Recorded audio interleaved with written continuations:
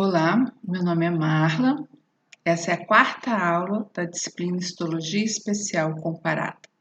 Hoje vamos falar sobre o sistema respiratório, dando ênfase nas vias aéreas superiores. O sistema respiratório ele pode ser dividido em duas porções, aquela que conduz o ar e aquela chamada respiratória, no sentido de fazer a troca gasosa. Considerando o sistema respiratório, quando a gente pensa nesse sistema, qual a primeira função que vem na nossa cabeça? Troca gasosa. Trazer o oxigênio para as células do nosso corpo e levar embora o CO2. E, de fato, o local onde essa troca gasosa acontece é um dos órgãos do sistema respiratório, que é o pulmão. Mas será que apenas essa função é exercida pelo sistema respiratório? Não, existem outras funções importantíssimas realizadas por esses sistemas para a homeostasia do nosso corpo. Uma dessas funções é controlar o pH do sangue, para que não ocorra nem acidose nem alcalose, ou seja, para que não diminua o pH do sangue e nem aumente o pH do sangue. Em situações incomuns, como enfisema, pneumonia, bronquite, asma, o que acontece? Menos troca gasosa vai acontecer no nosso pulmão. Com isso, a concentração do CO2 aumenta e tem como uma consequência diminuir o pH do sangue, ou seja, torna o sangue mais ácido. Ou a alcalose. O que acontece? O CO2 diminui muito no sangue, aumentando o seu pH. Isso poderia acontecer em uma pessoa respirando muito rapidamente, ou em outros casos. Então, não é só a questão de trocar CO2 e oxigênio, mas o sistema respiratório também é importante para controlar o pH do sangue, portanto, consequentemente, a nossa homeostasia. Mas para que haja a troca de gases lá no pulmão, é necessário que esse ar chegue até o pulmão, ou seja, ele seja conduzido. Então, o sistema respiratório é composto por aquela porção que faz a troca gasosa e a porção que conduz o ar até o local da troca gasosa.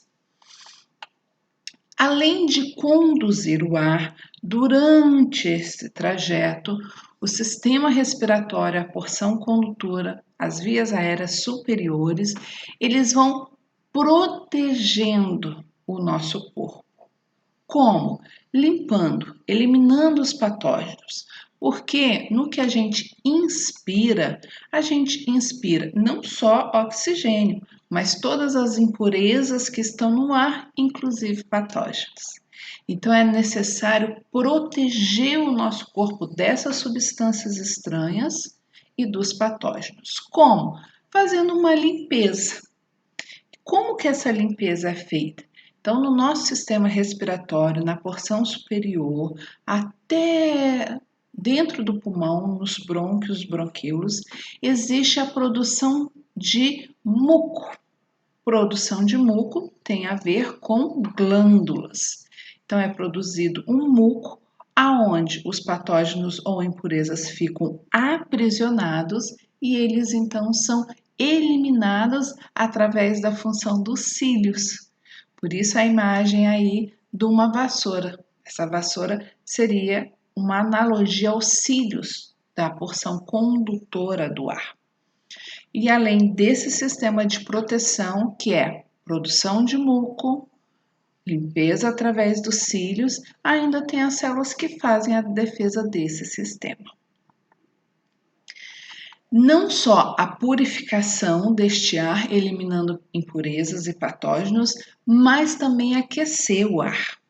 Imagine em ambientes muito frios. Este ar não pode chegar no nosso pulmão menos 5 graus. Então, a porção condutora vai aquecendo este ar para que quando chegue no nosso pulmão esteja na temperatura corporal. Quem faz aquecimento ou resfriamento? Sempre sistema circulatório. Outra função é umedecer o ar inspirado. Conforme o lugar onde a pessoa mora, o ar tem uma certa umidade. Então, o ideal para que o nosso sistema não seja sobrecarregado é que este ar tenha de 50% a 80% de umidade. Quando isso não acontece, o nosso sistema está preparado para umedecer este ar. Como? Através de secreção das suas glândulas. Outra função muito importante do sistema respiratório é a percepção do ambiente. Então, no sistema respiratório, nós temos células olfativas e essas células captam as moléculas que estão no ar e a gente consegue perceber os odores. Então, quem compõe a porção condutora? As fossas nasais, nasofaringe, laringe, traqueia, o brônquio e os bronquíolos. Nós vamos ver a histologia destas porções. A porção respiratória é formada pelos bronquíolos respiratórios, ductos, sacos alveolares e alvéolos. Todas as estruturas da porção respiratória já fazem troca gasosa. Da porção condutora, não faz troca gasosa. Então, começando pela porção condutora, as fossas nasais, como vocês estão vendo aí, tem bastante cartilagem, é uma abertura por onde o ar vai entrar. Esta cartilagem, como vocês também estão vendo, tem tecido adiposo, dá o formato do nariz. As fossas nasais, então, elas são anatomicamente divididas em 3 regiões. Vestíbulo, que é a entrada, não é? Passei no vestibular, a entrada para a universidade. O vestíbulo, área respiratória e área olfatória. Vamos ver o que é cada uma dessas regiões.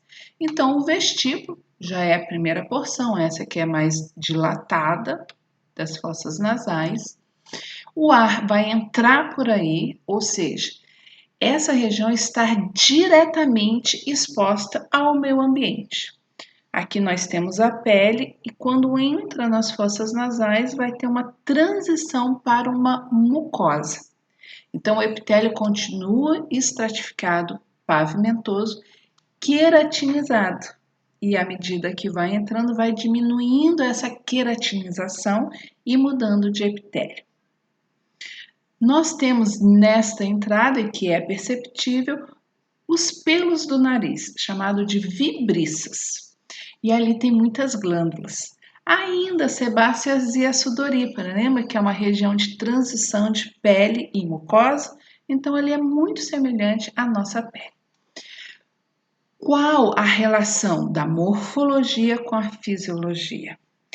Então, esse epitélio estratificado é sempre um epitélio de proteção. Por quê? Porque é uma área exposta, então é uma área que sempre sofre atritos. Então, tem um epitélio que, ao ser descamado, rapidamente é reposto. Os pelos do nariz, as vibriças, elas formam barreiras, sim, barreiras físicas, para impedir a entrada de partículas grandes, de patógenos. E as secreções das glândulas dessa região já impedem a passagem das impurezas, passagem de patógeno, porque ela aprisiona. E essa região já serve para umidificação do ar. Então, aqui vocês estão vendo a região do vestíbulo nasal, que é essa entrada, uma região que a gente consegue observar. E aqui nós estamos vendo glândulas que produzem sua secreção para então aprisionar as partículas. A área respiratória, ela de certa forma, ela causa uma confusão. Porque quando fala em respiratório, a gente já pensa em troca gasosa, não é verdade? Mas não. Neste caso, a região respiratória, que é um pouquinho mais adiante do vestíbulo, ela recebe esse nome porque o epitélio já não é mais aquele epitélio estratificado pavimentoso, mas nós já temos aqui um epitélio respiratório, é o que predomina. Só que este nome, epitélio do tipo respiratório, não condiz com a sua função. Vamos ver quem é esse epitélio? Esse epitélio, ele é formado por células colunares e essas células apresentam cílios. Vocês estão vendo nesta imagem aqui claramente os cílios, ó. Uma lâmina corada com HE e a gente está vendo claramente os cílios. Vocês estão percebendo que as células são altas, então elas são colunares. Mas os núcleos se apresentam em diferentes alturas, até aqui o epitélio. Então, núcleos em diferentes alturas, mas que não é estratificado, é um epitélio pseudoestratificado. E além dessas células epiteliais, inseridas entre elas, nós temos as células caliciformes, que são células que produzem uma substância mucosa. Isso mesmo, é a célula que acontece em grande número, é o segundo maior número de células que acontece nesse epitélio. Tem outras células, como vocês estão vendo no slide, a célula colunar em escova, a célula basal, célula granular, mas as que predominam são as que possuem os cílios e as células colunares, que são as células colunares e as células caliciformes, que também são células caliciformes, mas são células glandulares. A área respiratória, além deste epitélio, o que ele apresenta? Glândulas, como vocês estão vendo nessa imagem, uma glândula exócrina, e essa imagem favoreceu o entendimento, porque a gente está vendo o ducto dessa glândula, que vai eliminar sua secreção sobre este epitélio pseudoestratificado ciliado. E além da presença de glândulas, como vocês estão vendo na imagem, aqui também nós temos outra glândula, essa é uma região altamente vascularizada. O conjuntivo que fica abaixo do epitélio apresenta glândulas e é uma região altamente irrigada. Qual a importância dessa? Lembra que o ar precisa ser aquecido? Lembra que eu falei para vocês que quem faz aquecimento são os vasos sanguíneos? Então, isso justifica a presença dessa riqueza de vasos sanguíneos já na entrada do sistema respiratório. E essas glândulas produzem uma secreção que umidifica o ar e, junto com a secreção das células caliciformes, aprisionam impurezas e patógenos, levando para fora essas substâncias. Como já foi falado em alguns momentos para vocês, a proteção dessa parte condutora é dada então pelas vibriças, pelo muco que aprisiona, pelos cílios que encaminham aquilo que foi apreendida e além disso tem a barreira de proteção formada por células, que é a barreira linfocitária. Isso tudo para impedir que esses patógenos ou impurezas que a gente inspira chegue até o nosso pulmão. Chegamos então na área olfatória. Esta área é de fácil entendimento. Como vocês estão vendo aqui por essa imagem, nesta área nós temos células especiais, que é o epitélio olfatório. É um epitélio colunar, como vocês estão vendo nesta outra imagem. As células são altas, mas entre as células desse epitélio colunar, pseudoestratificado, tem células especiais, que são as células olfatórias. E estas células, então, é que permitem a gente perceber o ambiente à nossa volta em relação ao cheiro, ao olfato.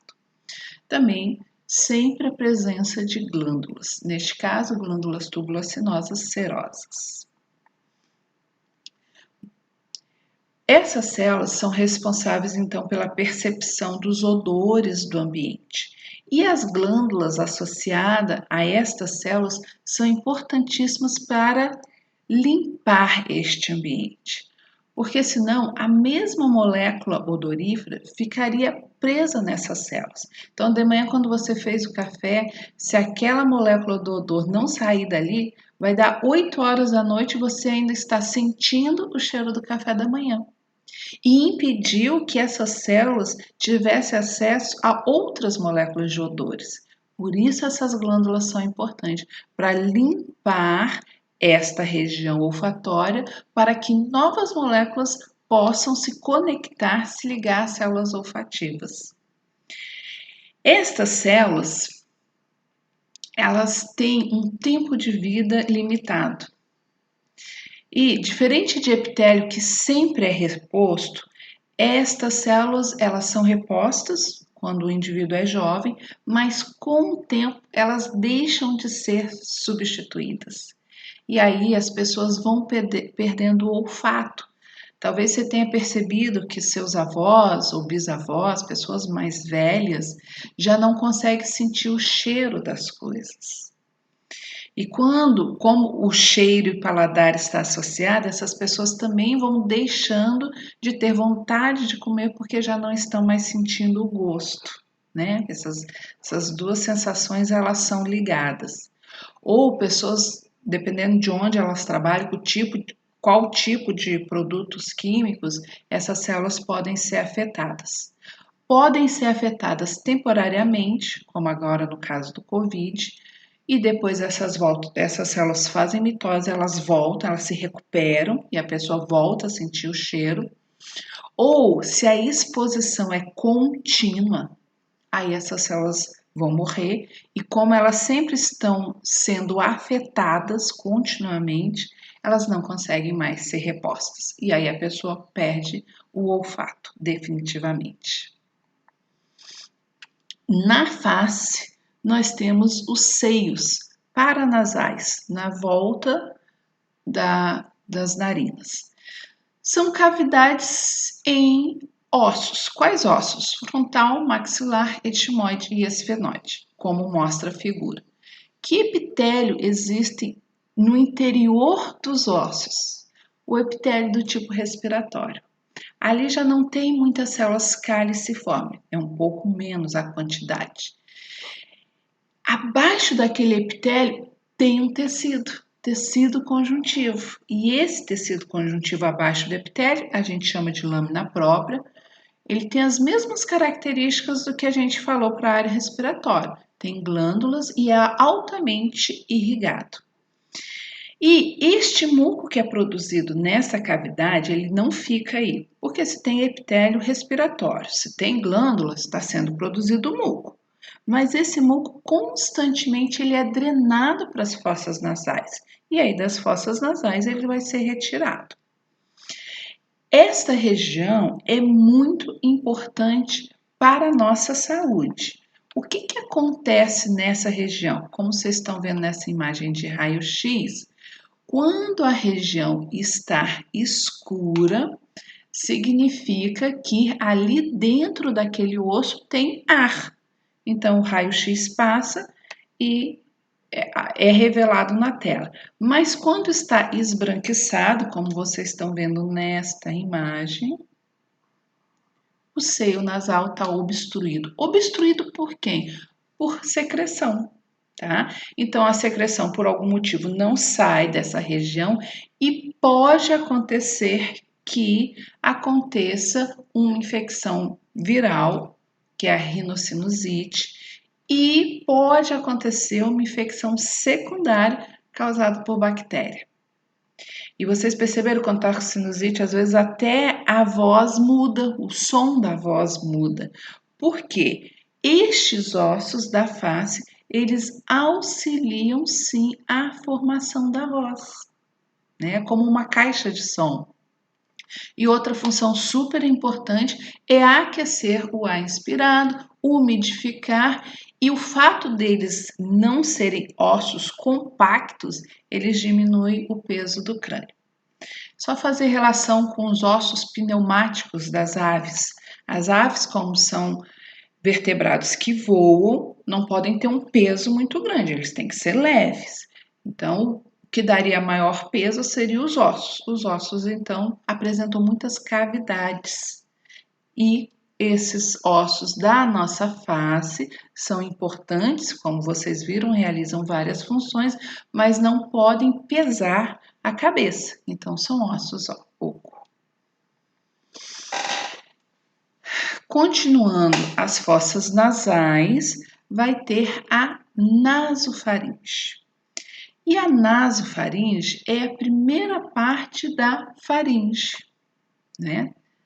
Ela é separada incompletamente da orofaringe. E a orofaringe, ela já faz parte de outro sistema, do sistema digestório. Então, a gente tem a faringe, e a faringe tem duas porções, a naso e a oro. A naso é do sistema respiratório e a orofaringe do digestório.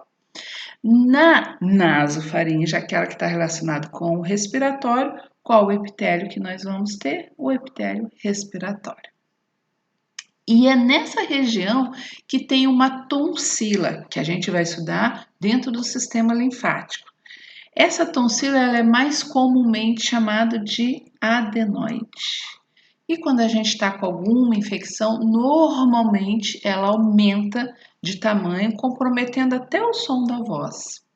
Qual a importância da nasofaringe? Continuamos com o mesmo raciocínio, tá vendo? Conduzir o ar, aquecer o ar e fazer a proteção. Proteção como? Aprisionando partículas e patógenos e eliminando. Tudo que é capturado nas fossas nasais e na nasofaringe é enviado pelos cílios para a orofaringe. E aí a gente deglute e isso vai para o sistema digestório. Depois, então, da faringe, tem a laringe, que vai unir a orofaringe a quem? A traqueia.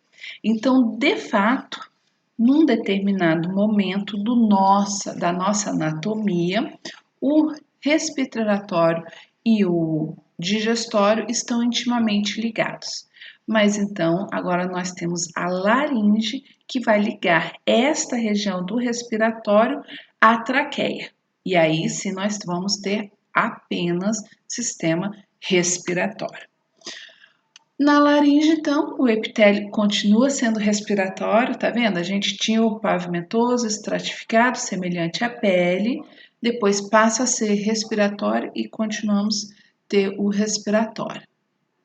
Neste epitélio, que compõe a maior parte, abaixo dele nós temos novamente conjuntivo, e neste conjuntivo já tem muitas fibras elásticas. E aí vocês devem estar pensando por que a riqueza dessas fibras elásticas ali na laringe. Na laringe já começa a apresentar pedaços de cartilagem. A cartilagem, agora ele vai aparecer na porção condutora, até dentro do pulmão a gente vai ter cartilagem. E lembrem sempre, a cartilagem está presente no respiratório para manter a porção condutora aberta. Sim, porque o ar tem que passar. Então é necessário ter uma porção aberta. E a cartilagem é hialina e algumas são elásticas. Qual a importância então dessa região? A cartilagem mantém a laringe aberta e o ar vai passar, como foi comentado no slide anterior. A laringe, ela apresenta um prolongamento. Então, saindo da parede da laringe, tem um prolongamento que é a epiglote. A epiglote. A epiglote, ela se projeta em direção à faringe e nela, olha o epitélio que tem. Até agora a gente falou que estava predominando o respiratório, né? Agora a gente tem volta a ter um epitélio estratificado pavimentoso. Sempre que a gente tem esse epitélio, significa que é um epitélio de proteção, porque se arrancar uma camada de célula, tem outra embaixo. O que acontece nessa estrutura epiglote. A parte que fica voltada, ou seja, a face lingual, a face onde vai passar o alimento, precisa de proteção, porque esse alimento causa atrito. Então, a epiglote, nós sabemos que ela é importante para vedar a passagem, para o alimento não ir para o sistema respiratório, mas o alimento passa ali por cima, então causa certo atrito. Mas a porção que está embaixo, que é a face laríngea, ali já é o epitélio do sistema respiratório. Quem nós temos ali? Que tipo de cartilagem? A elástica. Por quê? Porque é uma estrutura que vai apresentar movimento. Então, essa estrutura ela vai impedir que o alimento vá para as vias aéreas, por isso esse epitélio de proteção, porque o alimento passa por essa região, numa das faces, pelo menos, né? E a cartilagem, ela tem que ser uma cartilagem que tem uma maior elasticidade, e para essa estrutura ser movimentada, então, o que precisa? Músculo. É um músculo liso que faz essa movimentação. Então, são movimentos que nós não temos que comandar, né? Um movimento involuntário. Nesta região, nós também temos as cordas vocais, que são de dois tipos, as falsas e as verdadeiras. As verdadeiras é o que promovem a formação do som. As falsas têm tecido conjuntivo frouxo, tem muitas glândulas e o epitélio ali é do tipo respiratório. As verdadeiras, ou seja, aquelas que produzem movimento, elas têm o epitélio de proteção, que é qual? O estratificado pavimentoso. Neste caso, já não é mais queratinizado. Por quê? É uma estrutura que está em constante movimento. Então, este movimento causa um certo atrito, por isso um epitélio de proteção. O tecido conjuntivo é um tecido conjuntivo com muitas fibras elásticas e nele não tem glândulas. E esse tecido conjuntivo, ele vai ser ligado a quem? A músculo. Por quê? É uma região que apresenta movimentação. Por isso a importância das fibras elásticas. Por isso a importância dos músculos. Então, quando o ar passa pela laringe, ele vai passar por esta região e essa região pode aumentar ou diminuir o seu diâmetro, como vocês estão vendo aqui nas imagens, e aí vão produzindo os diferentes sons. E a pessoa pode ficar rouca, por quê? A rouquidão é porque tem um edema nessa região, né? E aí esse edema pode ter sido causado por vários fatores, como vocês estão vendo na imagem. Depois da laringe, quem nós temos? A traqueia. Continuação da laringe, a traqueia termina quando? Quando se ramifica em brônquios. No nosso caso, nós temos 2 brônquios. Qual o epitélio que nós temos ali? O epitélio respiratório, tá vendo?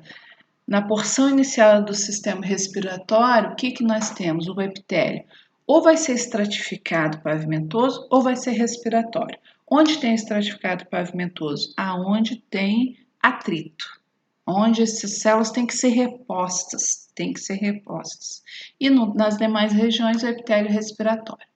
O tecido conjuntivo aí é um frouxo, muitas fibras elásticas e muitas glândulas.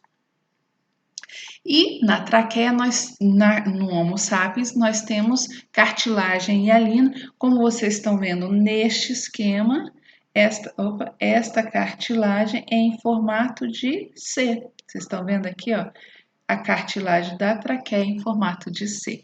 Então, a parte posterior da traqueia fica em contato com o esôfago. Então, caso na hora de alimentar o bolo alimentar seja grande, pressiona a traqueia. Às vezes a gente fica até sem ar, né? Pressiona a traqueia e pode sim fazer um volume para dentro da traqueia. Aí o bolo alimentar passa e a traqueia volta a ter o diâmetro da sua luz reposta, volta a ter o mesmo diâmetro, tá? Lá nas pontas do C, este tecido aqui é um tecido fibroelástico, permitindo então maior abertura ou diminuir, ou no caso, quando tem esse bolo alimentar grande, até uma projeção para dentro da luz da traqueia. Então, nós temos o epitélio, tecido conjuntivo, pedaços de cartilagem no formato de C e depois mais tecido conjuntivo, que a gente chama de camada adventícia. Camada adventícia. E essa camada, então, vai ligar a traqueia ao que está na volta. Então, qual a importância da traqueia, gente? O epitélio continua fazendo sua função, que é aprisionar as partículas por causa do muco que foi sobre ele, né? Seja das células califormes, seja das glândulas. Então, essas partículas ficam presas e ele vai direcionar para o orofaríngeo. E aí a gente deglute e vai para estômago, o intestino é eliminado. A cartilagem para manter essa luz aberta.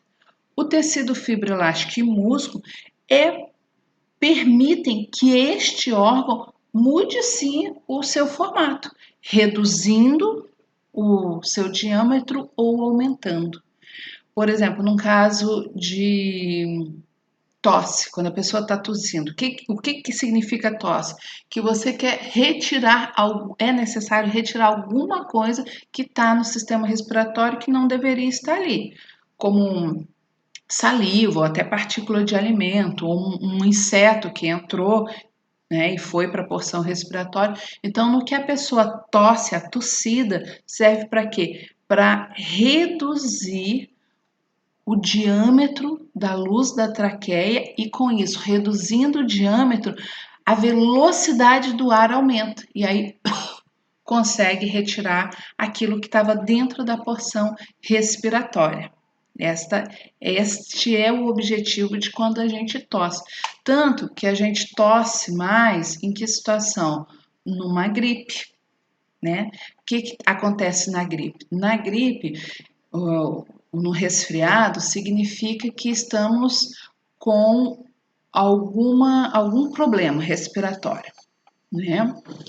Então, quando temos algum problema, seja por infecção viral ou bacteriana, uma pneumonia, por exemplo, significa que tem muitos patógenos no nosso sistema respiratório. Como que o nosso organismo responde a essa invasão de patógenos? Além de aumentar as células de defesa, existe uma outra fronte de combate, que é o que? Produz bastante muco para aprisionar esses patógenos. Só que esse excesso de muco, ele tem que ser eliminado. Como que o nosso organismo elimina esse excesso de muco? Tossindo. Porque esse muco, a sensação é que dá uma coceira, né? É esse muco descendo pela nossa traqueia. E não pode chegar no pulmão, não pode chegar nos pulmões. Então, ele tem que ser eliminado. Como? Pela tosse, porque diminui o calibre da traqueia e com isso aumenta a velocidade e elimina esse excesso de muco.